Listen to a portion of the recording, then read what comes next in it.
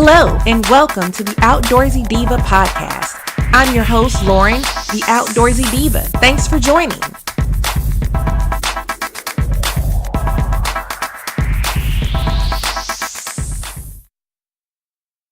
We are so happy to have our special guest today, Kelly McCoy. Kelly is from Global Family Travels. So go ahead and introduce yourself to our listeners. Hello, everyone. My name is Kelly, and I have been with Global Family Travels for about 3 years, and that's actually how long I've been in the travel business as a travel agent. We're really a tour operator. So we put packages together and customize trips for groups that want to not only just travel, but give back to the community. So we serve destinations all around the world, and I specialize specifically in Africa. And sustainable tours here. I'm based in Seattle, in the Seattle area, so we do a lot of tours in the city as well. Okay. So you do Africa. Do you do any domestic or is it all international? Mostly international for the most part. So we serve Africa, Asia, Central America, as well as India. My colleague who's the founder, she first started traveling to India, and that's kind of where her heart is, and she needed help with Africa, and we met, and she asked me if I could join her, and so I have for this past 3 years. I had just left a different career, and so I love being outdoors, and I love traveling, I love giving back. And so her company is a great model for what I want to do. And eventually, at some point, I'll go on my own. But I've been having a ball getting families to Africa. And so that was my next question. So with the family aspect, tell me a little bit more about that. Yeah, so we basically do group travel. And so really how we like to phrase it, it's really called service trips, but it's vacation. So for example, I'm sending a family to South Africa in about a month. They are on the countdown, and they are, of the diaspora. So this is their first time to be going to Africa, and it's multi-generational. So there's 6 people going, and the couple who initiated the trip she's taking her grandchild who's 3.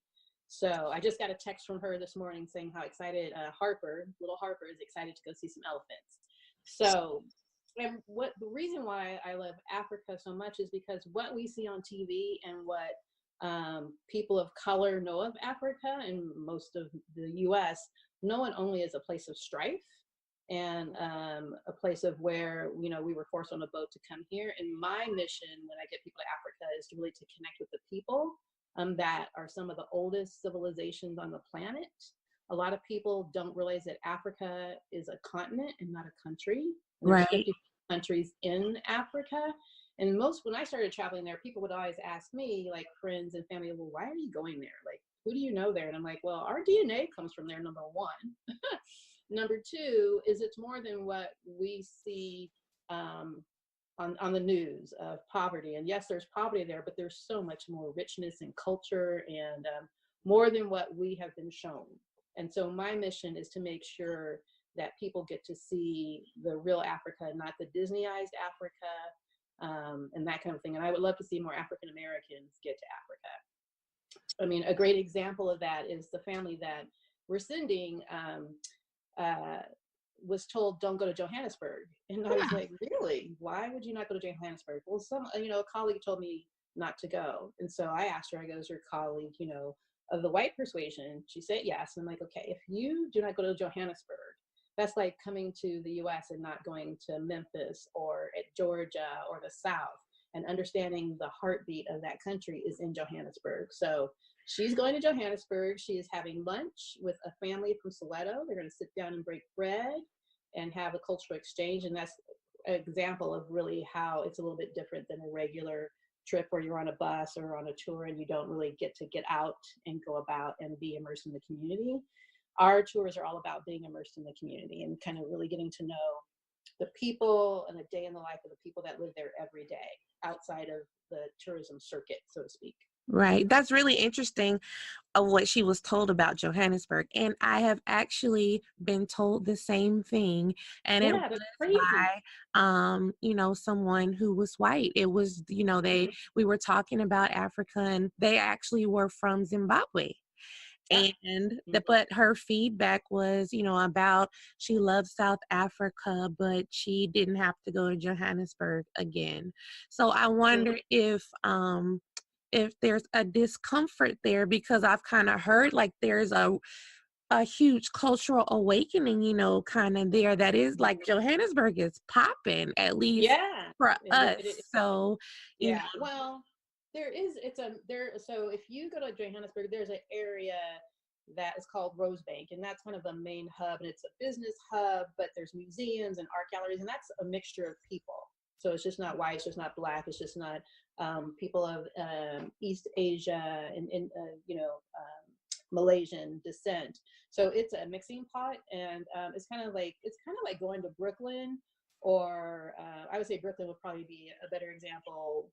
I think that would be the closest thing to it. But I mean, within Soweto alone, there's different income levels, and it started out as a mining township, but there's millionaires that live in there. There's different economic statuses, and people don't see that every day. They just see from movies and things the poverty of what Soweto was during the uprising in the 70s and the 60s. But the coolest thing that I like about our tours, when you get to sit down with the family that I sat down with was multi-generational, and I'm in my 50s, and I think the older person there was 60s, 70s, and the youngest person there was probably 16. And so it was kind of interesting to hear the older generation call the younger generation born free, because apartheid is only 2004 was the free vote, so 1994. And so that was like being in my grandmother's house and my and great grandmother's house, hearing them talk to my parents about this during civil rights. But just so much, it was just like 10 years apart, 20 years apart. So that was a little kind of like, wow, okay, this is just like being at home a little bit. And right. that's what I always find in going to Africa. No matter where you go, whatever village, you do feel like you're back at home, depending on where you grew up, I guess you could say. But yeah. I love that you connect people, with local families. How do you find, the families to connect people with? How do you go about that? So one of the things that I'm particularly really interested in is what's called sustainable tourism. I call it travel joy, is really trying to work with local tour operators that are in the community. So you want to make sure that you're traveling to do, sometimes tourism can have a negative impact on Mhm. destinations. And so sustainable tourism helps to do more good, both for the person that's visiting as well as the community that you're visiting. So we work with local partners in the community, and we really try to source, okay, what are your needs in the community? And if we brought tourism to you, what would that look like for you, and how would you want to participate? And so we look for local partners that already do that, or look for places that are developing. So one of the communities we work with in Zimbabwe is in Wangang National Park, in villages around Wangang National Park. And the gentleman that we work with, who's a partner, really works to make sure that the community is involved in the architecture of all the lodges that he runs, that they also have a say in what happens on those lodges and the concessions, so that money goes back to the village and the tribe. His organization with the community has built schools and brings medical resources to them. And so those are the kind of partners that we look for whenever we develop a new trip or go to a new destination and what have you. That's So great. That's great. I love to hear that, exactly like you said, because you want to make sure that the tourism is having a positive effect on a destination, mhm, and that, we're not just going and take, and we're not giving or right. pouring back into Mhm, where we're going, especially knowing that those areas do have, a financial need a lot of right. times. Right. And it's just really helping people to lift themselves up out of poverty. So if you can help someone, so for example, our partner in Zimbabwe always has like a little craft kind of shop that happens. And so we give him feedback so he can give feedback to the ladies who run the shop of how they can like tweak their assortment, or just to help them, sell more stuff essentially, and help empower them to become even, stronger in their businesses, and, individually and collectively. So yeah, just finding different ways to do that, whether that's environmentally, whether it's, it's kind of all about people in place, and how we can make sure that we're not just taking when we go visit somewhere. And especially with the way of the world right now that we live in, Right. borders seem to be closing and not opening. So my whole mission as a person who works in this space is to make sure that those borders stay open, that people connect with people and not just see something from a tour bus. So that's the only way you appreciate what A, you have at home, and B, the other culture that you're going to go visit, no matter where it is. Right. So now let me ask you, as far as group size, um, Mhm. what is, Global Family Travels kind of philosophy about that? Do they try to keep it small? Can you do much larger groups? We try to keep it small. So again, sustain when you travel in big groups. So when people take big, like massive tour buses or boats, that has a really negative impact on the environment. So we try to keep it small, and we get up to 12. 16 is a max, but we do some smaller individual, travel. So the family that we're sending to South Africa, they're going on their own, and their whole group is 6 people. But we can send 3 or 4 families at a time, and 16 would be the max that we would want to do. And those are the kind of lodges we stay into that are smaller. They're not big chain hotels. They're smaller, again, so they're more local, in the community, and run by local operators. And do you personalize the itinerary, or are they preset? We do have preset, but we can customize it. So a great example, again, for the family that's about to take off here, is they wanted a little bit more free time. So we kind of worked with our partners in Cape Town, Johannesburg, and out in Kruger National Park to tweak it so that there was a little bit more free time for them to really kind of take their time, take a break, or go, see some other stuff. So we work both ways, flexibility. Okay. Again, it's travel joy. So Right. And I you're not like like that going, term going, a lot. going. I really like that term and that philosophy of travel joy. I like that. Mhm. You Yeah. might hear me use that. I'll give you full credit. Oh yeah. That's I think in like I was even like whenever I go, and so what we do also at Global Family Travels is we go, and so once you book a tour with us, we'll go and we'll come and give you some education about what to expect, where you're going to go. Okay. Even if it's a little bit of language, if it's a little bit about kind of customs that happen. So don't be surprised if you see this is why you see it. So you have context to a place. So that way it's not so much culture shock when you get there. You kind of are kind of anticipating it, and whether it's how to say hello in Kosa or Swahili, whatever it is, at least you have some kind of a baseline to start with. And so we really take our time of kind of doing an in-depth kind of pre-departure education, and I love doing that, and that's kind of what gives me joy, and that's where I kind of came up with travel joy. But it's just kind of doing things that, like, you love being in the outdoors, and so do I, and like that's where I connect, and just doing those things that give us joy. So that's a great segue kind of into some of the things that, you all provide as a service that will be hard to have, right, if you plan on your own. So like doing Mhm. that pre-departure type of education, I've had to do that for myself, and it can be a lot of work. And I know for some And it's people, Mhm. that's a daunting task or one they don't want to do. So that's a really good benefit. What about, as far as like, do you have someone there who's traveling with the family when they go throughout the Mhm. trip, or an interpreter, that kind of thing?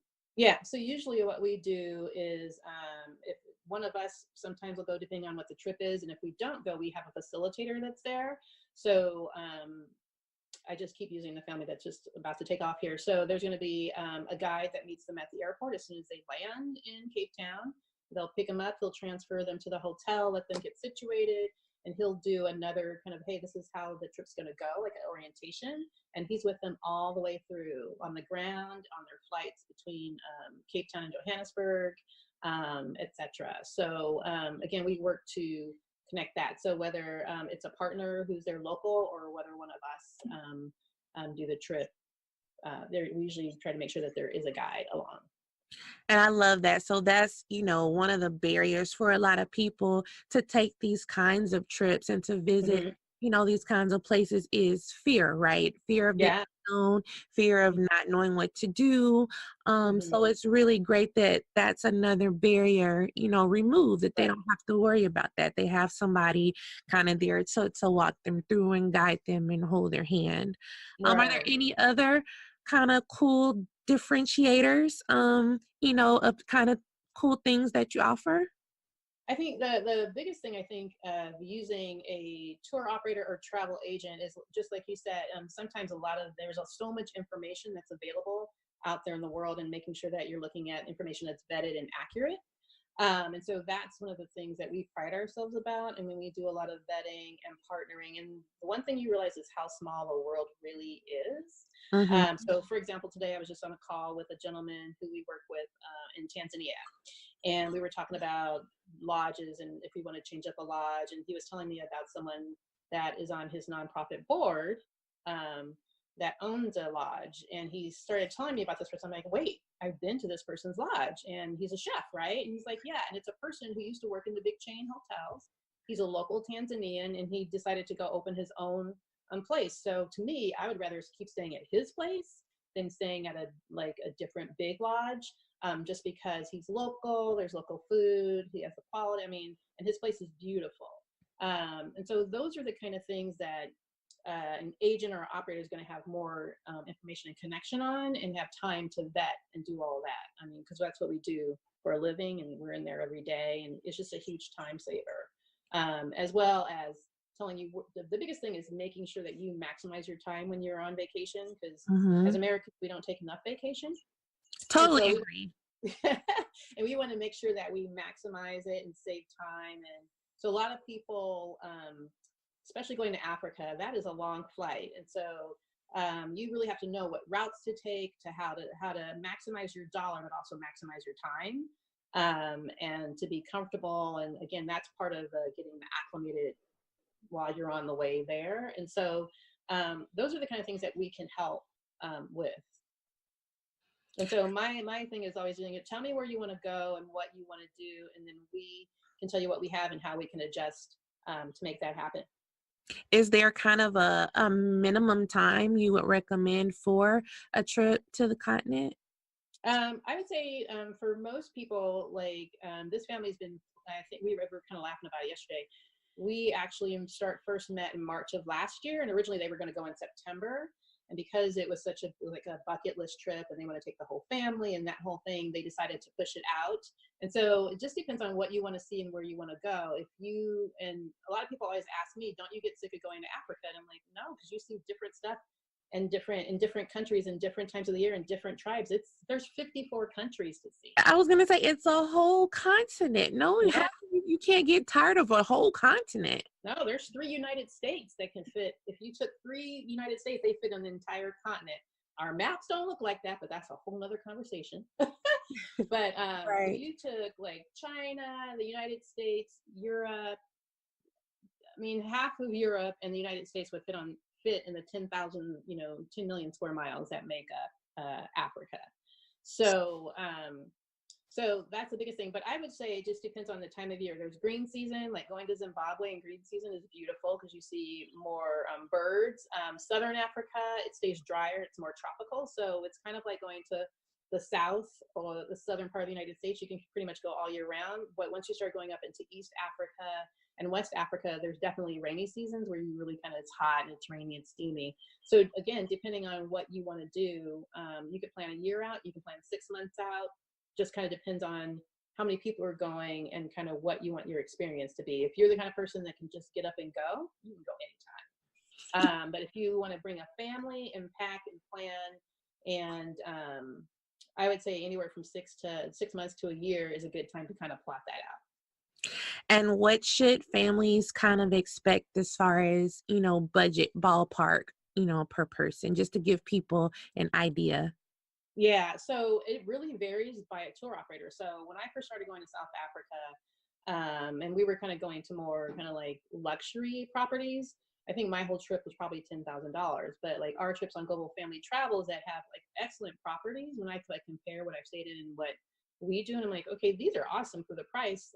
Our prices are anywhere from $3,500 to $5,000 before airfare. So it just really varies on the destination and how long you go, because we can do anywhere from you at least have to have 2 weeks, because it takes almost a day and a half to get there. So you can do like 10 days, 9 nights, or you can do 12 days, 9 nights, or you can do longer. So those are the kind of things that you want to kind of think about. but would recommend at least 10 days, 9 nights as a starting point. That way you get time to like kind of get through the jet lag and really get into the space of it.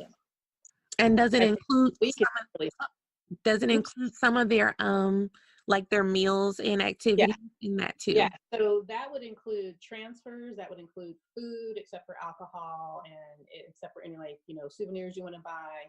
But pretty much that includes breakfast, lunch, dinner, transfers between airport to lodge, etc. And what am I missing? Lodging, obviously. What did I not say? So yeah, so that pretty much covers that. And so for example, the family that just left, each of them were about 3,400, 3,500, including airfare between Cape Town and Johannesburg, and then Kruger National Park to Johannesburg. So we price that all in there. And so what I like to start with is kind of what kind of budget do you have and how long can you go? And then we kind of look at that from there. And then is there a fee for your service? Basically, we have an administration fee, which is anywhere between 10 and 15%, depending on the destination. And that just covers pretty much like the wiring of money back and forth to destinations and that kind of thing. Yeah. Okay. Very, very informative. And I hope that it's making our listeners really sit there and think, I could do this, because, to think you go on a cruise for a week, it's going to you anywhere from $1,000 to $2,000, depending on what you're doing. So when you're talking about a 2-week trip, you're really coming out about the same. It's really not. Right. It's really looking at that per day price and what you're getting per day. And so I just remember when I was a little kid and I always was watching National Geographic and then we started getting all these great travel shows. And I'm like, okay, I need to stop being an armchair traveler and I need to just go. And so I started traveling when I was probably in my 30s. And then, like when you and I met, my mom had passed away pretty unexpectedly. And that's kind of what made me say, okay, are you doing every single thing that you love doing? And at that point, I'd been to Africa probably twice. And then I've been almost every other year or every 2 years since then. And like my mission is to try to get to all 54 countries in my lifetime. So if there's a will, there's a way to do it. You just definitely have to save money to do it. And then there's ways to, again, it's all about how much do you have to spend? How much time do you want to go? And what are you looking for when you get there? And again, really being open to just absorbing truly the truth of Africa versus what you see on TV. And if someone tells you don't go to a certain place, ask around. I mean, there's definitely places that are not safe to go as an individual female traveler, but there's plenty of places that are safe to go. And that's why an agent or an operator can help you discern that. And I think the true, as people of color, we have to ask more questions than beyond what you see on the website. And so again, my dream would be to see way more African Americans traveling to Africa. And so to that end, in these last, we'll say 5 years or so, what has your observation been as far as the market for travel with Black Americans in particular?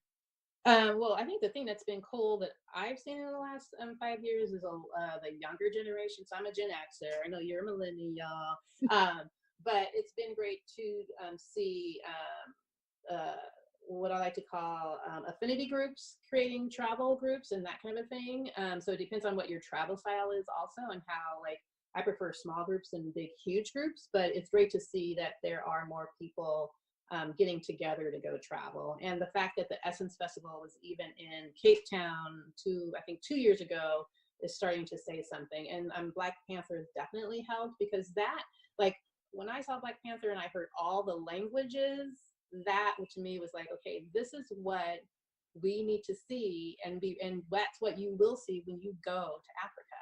Even within one country, you can see more than 2 languages from people who look like us, and that is the cool thing.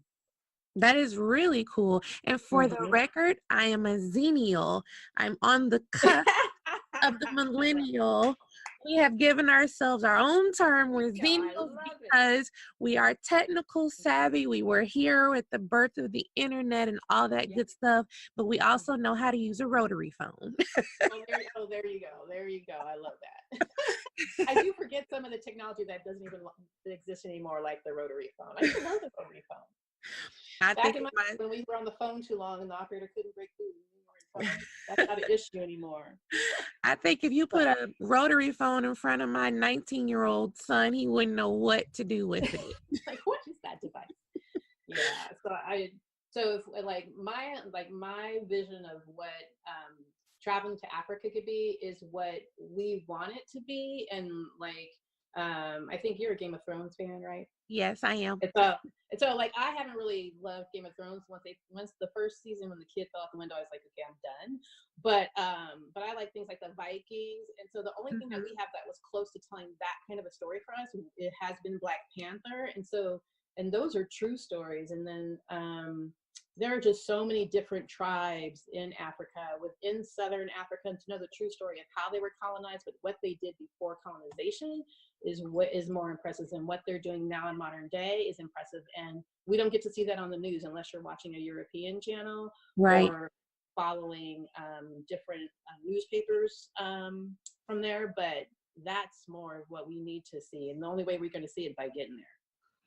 Absolutely. So I know you are very well traveled. I was super I don't know. impressed with you when you told me about your trip to see the gorillas. Mm, So please share a little bit about that experience with our yeah. listeners. Yeah. So I think when I before I moved to Seattle, I lived in Chicago, and I had a neighbor who was always traveling around her birthday, which was right after Christmas. And one day she just said, "You want to go to Rwanda?" And I'm like, "Okay." And I'm like, "What are we gonna do?" She's like, "We're gonna go gorilla trekking." I'm like, "Gorilla what?" She's like, "Gorilla trekking." I'm like, "What is that?" She's like, "You have to learn how to hike." And I was like, "Okay." So that's when I started actually first getting connected to the outdoors. At that time, I was about 194 pounds. And so I was like, okay, I think I need to get in gear if I'm going to go trek some gorillas, which is essentially hiking through the jungle with guides to go see habituated gorillas in the beautiful country of Rwanda. And so when I told people I was going to Rwanda, people were like, why would you go there? Such, genocide happened there. I'm like, I know, but why wouldn't I go there? Bad things have happened here in the US. They've happened no matter where you go. Europe, people go to Europe. Um, so we went.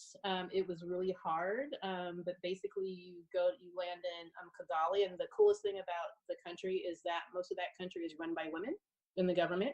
Hmm. The other cool thing is plastic is banned, and it's one of the first countries to ban plastic before the whole straws and water and everything. You can't even go to the airport with plastic bags, so it's a very clean country. And then just to drive from Kigali out into the volcanoes in Butere, out in the Volcanoes National Park area, is beautiful. And just to see people doing their daily things. Or with the time that I went was almost 10 years ago. There wasn't a lot of tourism happening there, but at the time it's on the border of the Congo. So part of the Rwandan side of that country is very safe to go to. The Congo side's not as safe, but it's the first time I saw a UN refugee camp, which was eye-opening. So it was the first time I had a real trip where I had a lot of time to get connected to the people that are there. And it's the first time I saw men of color actually hug and kiss each other when they greet. And that was different than I had ever seen before. And it was just a real loving and joyous place, even though there was so much pain there. And so to go physically actually hiking up a hill in the jungle, and having a local person who's a guide, which employs them and helps them not to poach because they were earning money, to have a conversation with him. And he's the guy that literally pulled me up the mountain.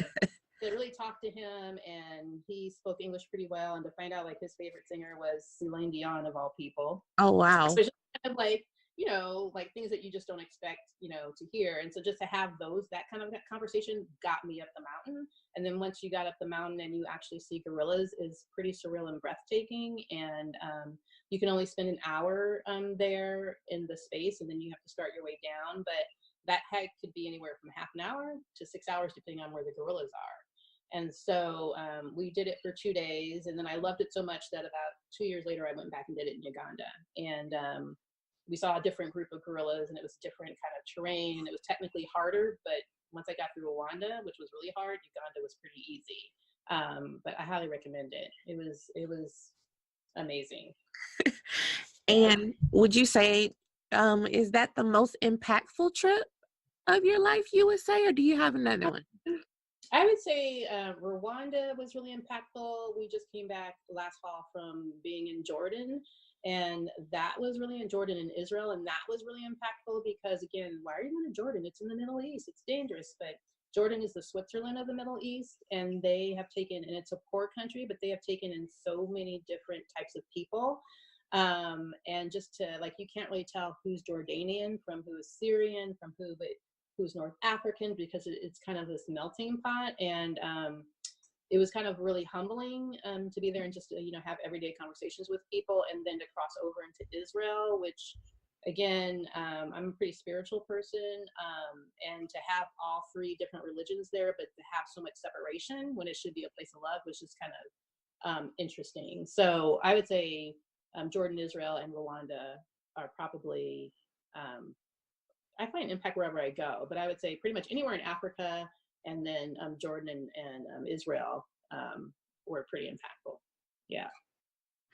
And I get leave our listeners, with some advice, for Mhm. anybody who's considering, taking their very first trip, or considering, finally taking an international trip, Mhm. or even just somebody to take their first hike, who's never spent time outside. Leave our Yeah. listeners with some really good Kelly advice.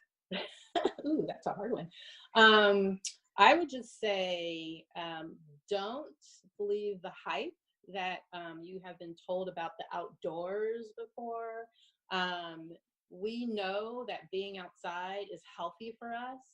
Like, I literally am looking out my window right now, and I can see snow-covered mountains because I decided to move from a city to be out in the green and in the woods, and it's kind of it's a balm for my soul. I know that. But I would say learn, take classes, learn how to do activities. Like I said, I had to go learn how to hike, and I had no clue how to hike. But I love to walk. And so I put some weights on. I got a backpack, put some weights in that backpack, and started hiking up a hill. And that helped train. So I would say REI does have really good outdoor courses.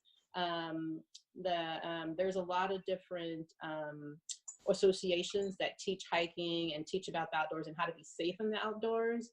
And that's the biggest thing, is you have to really know what you're doing when you're going outside, or else you will become that urban myth that you hear about. And as far as traveling goes, I would just say, again, be open and don't be afraid, but do more than just go to Europe or just go to Mexico or just go to, what you typically see on big brochures. Go to the places that you don't hear about, where there's people who look like you that you probably don't see every day, who might speak a completely different language, and just be open to those experiences, and just really, try to connect with the local community.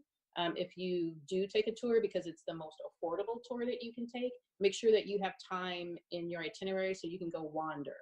Like, whenever I go to a city I haven't been in, I just go and walk the neighborhoods, and that's what I do. I do the research on where not to go as a solo female traveler, but I try to just go out and explore the city. And that is one thing I do is take those hop on and hop off buses just to get the lay of the land, because that saves time.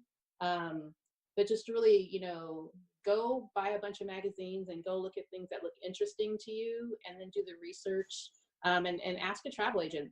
Find someone that can save you time and save you money. That's the biggest thing. Excellent advice, Kelly. I'm dying to get to Africa. Well, Um, Paul.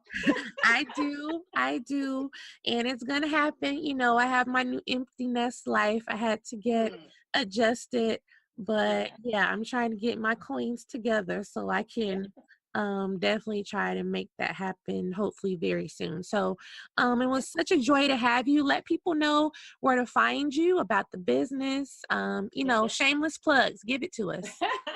So you can look us up at globalfamilies, globalfamilytravels.com. You can find me on Instagram on my personal feed at @flygirl.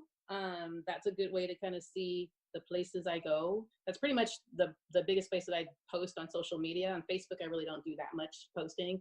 And then for Global Family Travels, you can find us at Global Family Travels on Instagram and Facebook.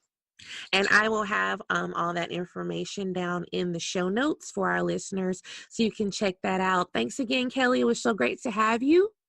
Yeah, good to see you too, and good to get caught up with you. Thank you so much for listening. I hope that you enjoyed this episode. And if you did, make sure you subscribe to the Outdoorsy Diva podcast. Be sure to check out Misadventures of an Outdoorsy Diva blog on outdoorsydiva.com. You can also keep up with me and my adventures, so check out all of my social channels.